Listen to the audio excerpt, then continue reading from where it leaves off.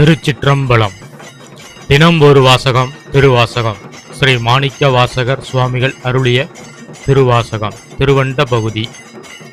சித்தமும் செல்லா சேச்சியன் காண்க, பத்தி வலையில் படுவோன் காண்க, ஒருவன் என்னும் ஒருவன் காண்க, வெறிப்பொழில் முழுதாய் விரிந்தோன் காண்க, அணுதரும் தன்மையில் ஐயோன் காண்க.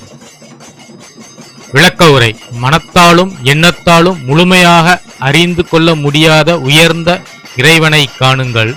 பக்தர்களின் அன்பு மற்றும் பக்தி என்ற வலையில் சிக்கி அருள் புரியும் இறைவனை காணுங்கள்.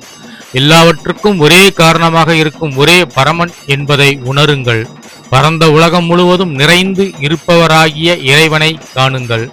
அணுவிலும் கூட மிக சிறிய வடிவில் நிறைந்து இருக்கும் அதிசயமான இறைவனை காணுங்கள். திருச்சிற்றம்பலம்.